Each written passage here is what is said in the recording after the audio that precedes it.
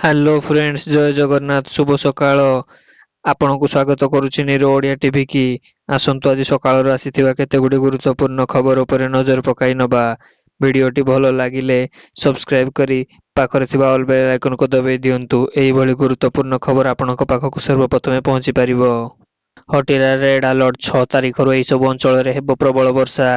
ମିଳିଥିବା ଖବର ଅନୁଯାୟୀ ଅନ୍ୟପଟେ ଏକ ଆଶ୍ୱସ୍ତି ଖବର ମିଳିଛି। 6ରୁ କମିବ ତାତି, ମିଳିବ ଆଶ୍ୱସ୍ତି। 6ରୁ 8 ତାରିଖ ପର୍ଯ୍ୟନ୍ତ ରାଜ୍ୟରେ ବିଭିନ୍ନ ସ୍ଥାନରେ କାଳବୈଶାଖୀ ବର୍ଷା ସମ୍ଭାବନା।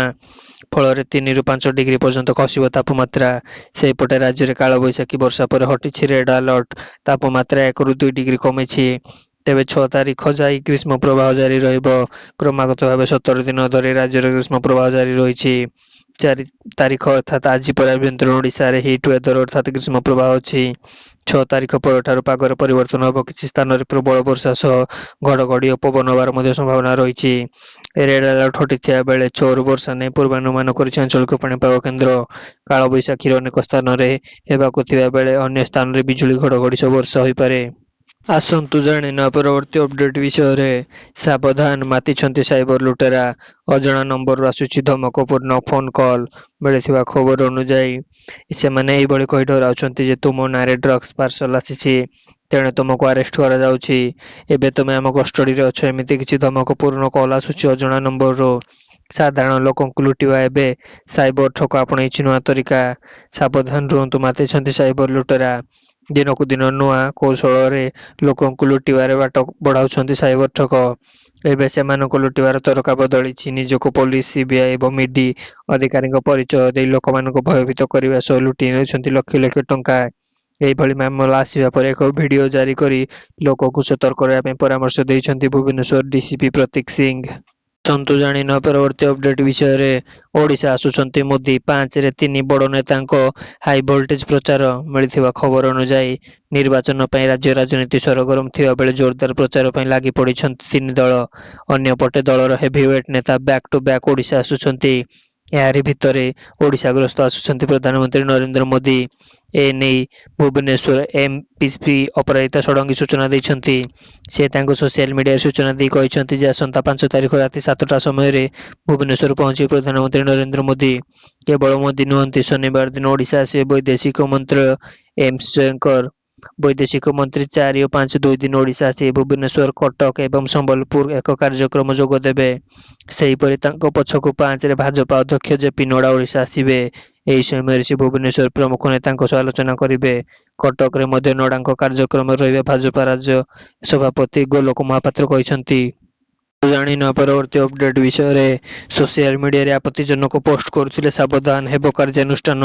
ମିଳିଥିବା ଖବର ଅନୁଯାୟୀ ଆପତ୍ତିଜନକ ପୋଷ୍ଟ କରୁଥିଲେ ସାବଧାନ। ନିର୍ବାଚନ ସମୟରେ ଆପତ୍ତିଜନକ ପୋଷ୍ଟ କଲେ ହେବ କାର୍ଯ୍ୟାନୁଷ୍ଠାନ। ନିର୍ବାଚନ କମିଶନର ଗାଇଡଲାଇନ ଅନୁଯାୟୀ ଗଠନ କରାଯାଇଥିବା social media monitor cell crime branch IG Safin Ahmad ଏହାର ନୋଡାଲ ଅଧିକାରୀ ରହିଛନ୍ତି। ମାର୍ଚ୍ଚ 16ରୁ ଆରମ୍ଭ ହେବାକୁ ଏହି ସେଲ୍ ଏବେ ଟ୍ୱିଟର, ଫେସବୁକ୍, ଇନଷ୍ଟାଗ୍ରାମ ଭଳି ସୋସିଆଲ ମିଡିଆ ପ୍ଲାଟଫର୍ମରୁ 292ଟି ଆପତ୍ତିଜନକ ପୋଷ୍ଟ ହଟାଇଛି। ଏହି ମାମଲାରେ ଜଣକୁ ଗିରଫ କରାଯାଇଥିବା ବେଳେ ଜଣକୁ ନୋଟିସ୍ କରାଯାଇଛି। ଜିଲ୍ଲା ସ୍ତରରେ ମଧ୍ୟ ଏହିଭଳି ସାଇବର ମନିଟର ସେଲ୍ ରହିଛି। ନିର୍ବାଚନ ସମୟରେ ସାମାଜିକ ଗଣମାଧ୍ୟମରେ ଆପତ୍ତିଜନକ ପୋଷ୍ଟ ନ କରିବାକୁ କହିଛନ୍ତି ଆଇଜି କ୍ରାଇମବ୍ରାଞ୍ଚ ସଫିନ ଅହମ୍ମଦ। ଆସନ୍ତୁ ଜାଣିନେବା ପରବର୍ତ୍ତୀ ଅପଡେଟ୍ ବିଷୟରେ। ଅଧିକ ମାତ୍ରାରେ ଆଣ୍ଟିବାୟୋଟିକ ସେବନ ଯୋଗୁଁ ଆପଣଙ୍କ ହୋଇପାରେ ବଧିର। ସର୍ଭେରୁ ଖୁଲାସା। ମିଳିଥିବା ଖବର ଅନୁଯାୟୀ ସ୍ୱାସ୍ଥ୍ୟ ପାଇଁ ସବୁଠାରୁ ବଡ଼ ବିପଦ ହେଉଛି ଆଣ୍ଟିବାୟୋଟିକ ଅତ୍ୟଧିକ ବ୍ୟବହାର। ଡାକ୍ତରଙ୍କ ପରାମର୍ଶ ବିନା ଏହି ଔଷଧ ଅବାଧ୍ୟ ବ୍ୟବହାର ଆପଣଙ୍କ ଶରୀରକୁ କ୍ଷତି ପହଞ୍ଚାଇପାରେ। ଆଣ୍ଟିବାୟୋଟିକ ମାତ୍ରା ବ୍ୟବହାର ଆପଣଙ୍କୁ ବଧିର କରିପାରେ ଏବଂ କାନର କୋଷଗୁଡ଼ିକ ମାରିଦିଏ, ଯେଉଁଥିପାଇଁ ଜଣେ ସୁସ୍ଥ ବ୍ୟକ୍ତି ବି ଶ୍ରବଣ ଶକ୍ତି କମିଯାଏ। India university school of medicine ଅନୁସନ୍ଧାନକାରୀ ଏକ ସର୍ଭେ କହିଛନ୍ତି ଯେ ଏହି ରିପୋର୍ଟ କରିଛନ୍ତି ଯେ ଆଣ୍ଟିବାୟୋଟିକ ଅତ୍ୟଧିକ ବ୍ୟବହାର କରୁଥିବା ଦ୍ୱାରା ଶୁଣିବା ଶକ୍ତି କମିଯାଏ। କାନରେ ଥିବା କୋଷଗୁଡ଼ିକ ଏକ ଅଟୋଫ୍ୟାକ୍ଟିକ ମେକ୍ସୋଜୋନିକ ସୃଷ୍ଟି ହୁଏ, ଯାହା ଦ୍ୱାରା ଶ୍ରବଣ କୋଷଗୁଡ଼ିକ ସମ୍ପୂର୍ଣ୍ଣ ମରିଯାଏ। ଅନେକ ସମୟରେ ଲୋକମାନେ ଛୋଟ ଛୋଟ ସ୍ୱାସ୍ଥ୍ୟ ସମସ୍ୟା ହେଲେ ଆଣ୍ଟିବାୟୋଟିକ ଔଷଧ ଖାଇଥାନ୍ତି। କରୋନା କବଳରୁ ରକ୍ଷା ପାଇବା ପାଇଁ କିଛି ଲୋକ ତ ଆଣ୍ଟିବାୟୋଟିକ ଅତ୍ୟଧିକ ବ୍ୟବହାର କରୁଛନ୍ତି। ଆଣ୍ଟିବାୟୋଟିକ ଅତ୍ୟଧିକ ବ୍ୟବହାର ଦ୍ୱାରା ଅନ୍ୟାନ୍ୟ ରୋଗର ମଧ୍ୟ ଶିକାର ଆପଣ ହୋଇପାରନ୍ତି। ଆସନ୍ତୁ ଜାଣିନେବା ପରବର୍ତ୍ତୀ ଅପଡେଟ୍ ବିଷୟରେ। 14ରେ ନାମାଙ୍କନ ଭରିବେ ପ୍ରଧାନମନ୍ତ୍ରୀ ନରେନ୍ଦ୍ର ମୋଦି। ଦିନକ ପୂର୍ବରୁ ବାରାଣସୀରେ ହେବ ବଡ଼ ରୋଡ୍ ଶୋ। ମିଳିଥିବା ଖବର ଅନୁଯାୟୀ ସପ୍ତମ ପର୍ଯ୍ୟାୟରେ ହେବାକୁ ଥିବା ବାରାଣସୀ ଆସନରେ ନିର୍ବାଚନ ନେଇ ପ୍ରଧାନମନ୍ତ୍ରୀ ନରେନ୍ଦ୍ର ମୋଦି 14 ମଇରେ ନାମାଙ୍କନ ପତ୍ର ଭରିବେ। ନାମାଙ୍କନ ଗୋଟିଏ ଦିନ ପୂର୍ବରୁ 13 ମଇରେ ପ୍ରଧାନମନ୍ତ୍ରୀ ମୋଦି ବାରାଣସୀରେ ଏକ ବଡ଼ ରୋଡ୍ ଶୋ କରିବେ। ପ୍ରଧାନମନ୍ତ୍ରୀଙ୍କ ନାମାଙ୍କନ ଓ ରୋଡ୍ ଶୋ ପ୍ରସ୍ତୁତ ନେଇ କର୍ମୀ ଏବେଠୁ ଏକାଠି ଲାଗିଗଲେଣି। ଅଫିସରମାନେ ମଧ୍ୟ ପ୍ରଧାନମନ୍ତ୍ରୀ ନରେନ୍ଦ୍ର ମୋଦିଙ୍କ ବାରାଣସୀ ଗସ୍ତକୁ ନେଇ ପ୍ରସ୍ତୁତ ଆରମ୍ଭ କରିଦେଇଛନ୍ତି। ପ୍ରଧାନମନ୍ତ୍ରୀ ବାରାଣସୀ ଆସନରୁ ଲଗାଇଥିବା ତୃତୀୟ ଥର ନିର୍ବାଚନ ଲଢୁଛନ୍ତି। ଆସନ୍ତୁ ଜାଣିବା ପରବର୍ତ୍ତୀ ଅପଡେଟ୍ ବିଷୟରେ। ହେଲ୍ଥ ଇନ୍ସୁରାନ୍ସ ପ୍ରିମିୟମ 15% ବଢିବ। ପଲିସି ନେଇଥିବା ଲୋକଙ୍କୁ ଲାଗିବ ଝଟକା। ବୀମା କମ୍ପାନୀମାନେ ନେବାକୁ ଯାଉଛନ୍ତି ବଡ଼ ପଦକ୍ଷେପ। ମିଳିଥିବା ଖବର ଅନୁଯାୟୀ ସ୍ୱାସ୍ଥ୍ୟ ବୀମା ନେଉଥିବା ସମସ୍ତ ବ୍ୟକ୍ତିଙ୍କ ପାଇଁ ଆସିଛି ବଡ଼ ଖବର। ସ୍ୱାସ୍ଥ୍ୟ ବୀମା ପ୍ରିମିୟମ ବୃଦ୍ଧି ହୋଇପାରେ। ଯଦି ଏପରି କିଛି ଘଟେ, ସ୍ୱାସ୍ଥ୍ୟ ବୀମା ନେଇଥିବା ଗ୍ରାହକଙ୍କୁ ଲାଗିବ ଏକ ବଡ଼ ଝଟକା। ନିକଟରେ ଭାରତୀୟ ବୀମା ନିୟାମକ ଏବଂ ବିକାଶ ପ୍ରାଧିକରଣ ପକ୍ଷରୁ କିଛି ନିୟମରେ ପରିବର୍ତ୍ତନ କରାଯାଇଥିଲା। ଏହି ନିୟମରେ ବଦଳାଇ ପ୍ରଭାବରେ ବୀମା ପ୍ରିମିୟମ ଉପରେ ମଧ୍ୟ ଦେଖିବାକୁ ମିଳିଛି। ନିୟମ ମୁତାବକ ଏମ୍ଏ ବୀମା କ୍ଲେମ ପାଇଁ ଆପଣଙ୍କୁ ଅତି ବେଶୀରେ 3 ବର୍ଷ ସମୟ ଅପେକ୍ଷା କରିବାକୁ ପଡ଼ିବ। ପୂର୍ବରୁ ଏହି ସମୟ ସୀମା 4 ବର୍ଷ ଥିଲା। ଆଇଆର୍ଡିଏ ପକ୍ଷରୁ ନିୟମରେ ପରିବର୍ତ୍ତନ କରାଯାଇଥିବା ପରେ ବିଭିନ୍ନ ବୀମା କମ୍ପାନୀରେ ସେମାନଙ୍କ ପଲିସିଗୁଡ଼ିକ ପ୍ରିମିୟମ ପରିବର୍ତ୍ତନ କରିବାକୁ ବିଚାର କରୁଛନ୍ତି। ଏଚ୍ଡିଏଫ୍ସି ଏର୍ଗୋ ପକ୍ଷରୁ ପୂର୍ବରୁ ପ୍ରିମିୟମ ବଦଳାଇବା ବିଷୟରେ ସୂଚନା ଦିଆଯାଇଥିଲା। କମ୍ପାନୀ ପ୍ରିମିୟମ 7.5ରୁ 12.5% ବୃଦ୍ଧି କରିପାରେ। ବୀମା କମ୍ପାନୀ ତରଫରୁ ଏନେଇ ଗ୍ରାହକ ଇମେଲ ଜରିଆରେ ସୂଚନା ଦେଇଛନ୍ତି। ତେବେ ଗ୍ରାହକଙ୍କୁ ଉତ୍ତମ ପ୍ଲାନ ଦେବା ଲକ୍ଷ୍ୟରେ ପ୍ରିମିୟମ ଦରରେ ସାମାନ୍ୟ ବୃଦ୍ଧି କରିବାକୁ ପଡୁଛି ବୋଲି ବୀମା କମ୍ପାନୀ ପକ୍ଷରୁ କୁହାଯାଇଛି। ଆସନ୍ତୁ ଜାଣିବା ପରବର୍ତ୍ତୀ ଅପଡେଟ୍ ବିଷୟରେ। ରିଅଲ ଏଷ୍ଟେଟ୍ କ୍ଷେତ୍ରରେ ବଢୁଛି ଚାକିରି ସୁଯୋଗ। ଗୋଟିଏ ବର୍ଷରେ 86% ନିଯୁକ୍ତି କଲେ ଦିଲ୍ଲୀ ଓ ବେଙ୍ଗାଲୁରୁ ଆଗରେ। ମିଳିଥିବା ଖବର ଅନୁଯାୟୀ ଚାକିରି ନେଇ ଏକ ଭଲ ଖବର ସାମ୍ନାକୁ ଆସିଛି। ନିଯୁକ୍ତ ପୋଷ୍ଟାଲରେ ଇନଷ୍ଟିଚ୍ୟୁଟ ପକ୍ଷରୁ ଜାରି କରାଯାଇଥିବା ରିପୋର୍ଟ ମୁତାବକ ମାର୍ଚ୍ଚ 2023 ଓ 2024 ମଧ୍ୟରେ ନିର୍ମାଣ ରିଅଲ ଏଷ୍ଟେଟ୍ ନିଯୁକ୍ତ 86% ଉଲ୍ଲେଖନୀୟ ବୃଦ୍ଧି ହୋଇଛି। ରିପୋର୍ଟରେ ଏହି ବୃଦ୍ଧି ସହିତ ଚାକିରି ପାଇଁ ଆଶାୟୀଙ୍କ ସଂଖ୍ୟାରେ 57% ବୃଦ୍ଧି ହୋଇଛି, ଯେଉଁଥିରେ ଦିଲ୍ଲୀ, ବେଙ୍ଗାଲୁରୁ ଏବଂ ମୁମ୍ବାଇ ପ୍ରମୁଖ ସହର ରହିଛି। ରିପୋର୍ଟ ମୁତାବକ ନିର୍ମାଣ କ୍ଷେତ୍ରରେ 5% ଭାଗିଦାର ସହିତ ଦିଲ୍ଲୀ ସବୁଠାରୁ ଅଧିକ ନିଯୁକ୍ତ ଦେଖାଯିବା ମିଳିଛି। ଏହାପରେ ବେଙ୍ଗାଲୁରୁ 4% ଏବଂ ମୁମ୍ବାଇ ବି 4% ରହିଛି। ଚାକିରି ପୋଷ୍ଟିଂ ସର୍ବାଧିକ ଭାଗିଦାରୀ ହାସଲ କରିବା ଭୂମିକା ମଧ୍ୟରେ ଇଞ୍ଜିନିୟରଙ୍କ ପାଇଁ 17%, ପୋଷ୍ଟାଲ ଡିଜି ଏବଂ ସୁପରଭାଇଜରଙ୍କ ପାଇଁ 8% ଏବଂ ମ୍ୟାନୁଫ୍ୟାକ୍ଚରିଂ ପାଇଁ 5% ସାମିଲ ରହିଛି। ଏହାକୁ ଏକ ଶକ୍ତିଶାଳୀ ବ୍ୟବସାୟିକ ବାତାବରଣ, ବିଭିନ୍ନ ଶିଳ୍ପ ଆବଶ୍ୟକତା ଓ ସ୍ଥାନାନ୍ତରଣ ବଢ଼ିବା ସହିତ ବ୍ୟବସାୟ, ଗୃହ ଆବଶ୍ୟକ ଏବଂ ଉତ୍ପାଦନ ସୁବିଧା ଖୋଲିବା ସହିତ ଯୋଡ଼ା ଯାଇପାରିବ।